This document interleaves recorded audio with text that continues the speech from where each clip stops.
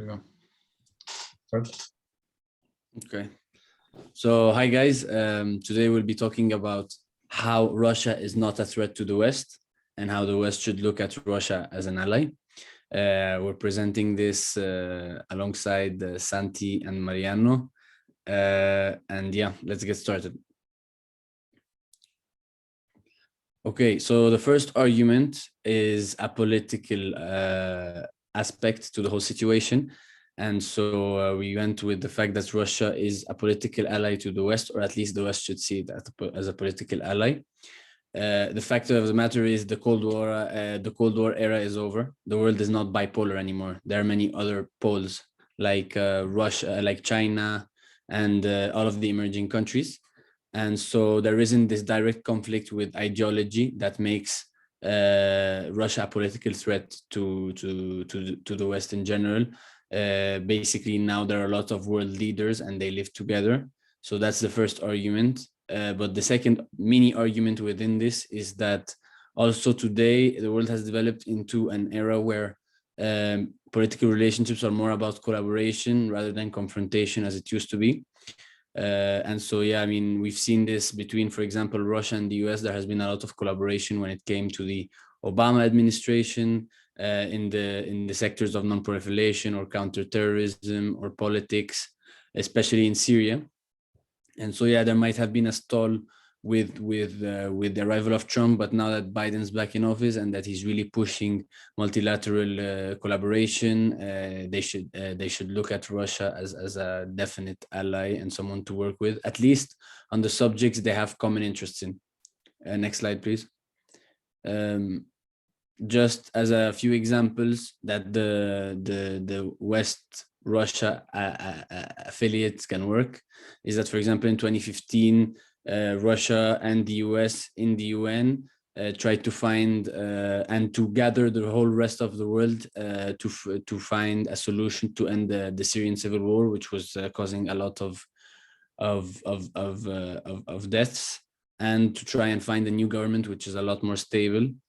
Or another example was that Obama and Putin had a lot of informal meetings when they met at the G20 or G8 or whatever, again, to discuss stuff like Syria and the nuclear race and all of that, but also terrorist attacks such as the Paris attacks in 2015 as well.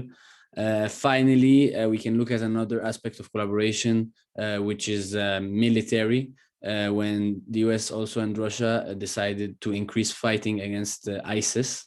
And that shows that, yeah, like when you have common interests, Russia can be a big ally and a huge help to all of the Western countries, and that they shouldn't see them as an enemy because we've really passed this point where Russia is the West's biggest enemy. No, like the world has been a lot more open now, and so there aren't any direct enemies. So we should just work with everyone on what we find in common.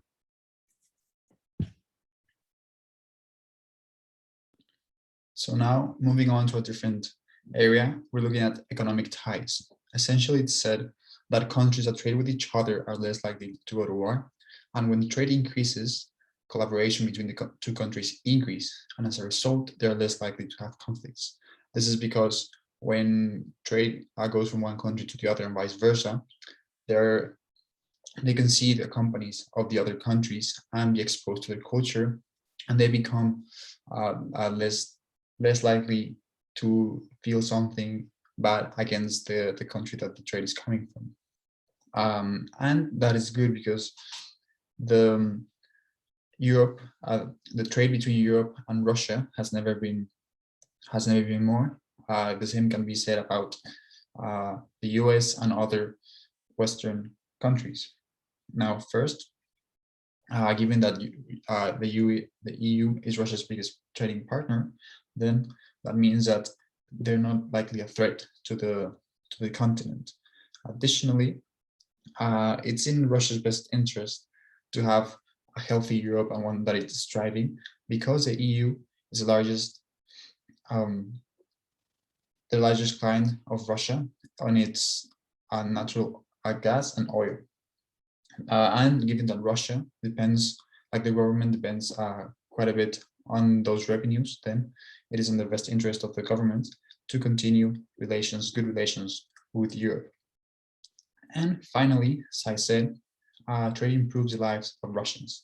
And given that most of the trade comes from the Western world, that will only mean that that trade improves the lives of the people in Russia. So additionally, aside from the revenue that they get from oil and gas, that means that the lives of Russians also improve because of that trade, simply because it's new products and new services that they would not get in the other hand.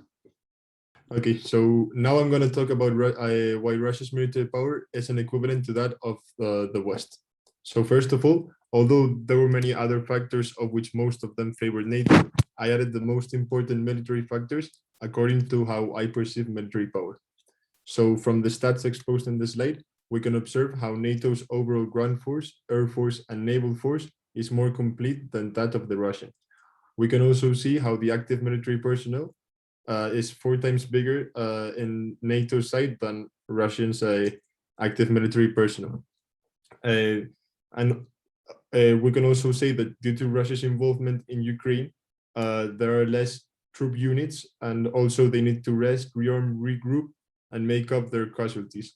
So at the end of the day, the Russian military is composed of individuals with short experience and discipline, and much less than what meets the eye.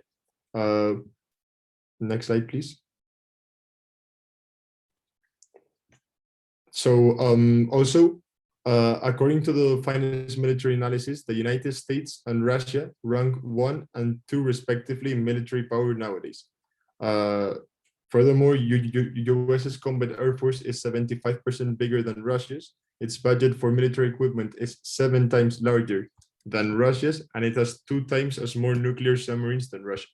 So consequently, this suggests that if the US the US by its own could take down the Kremlin's military, so we can even further imagine if the US were to ally with Europe and all the countries within NATO.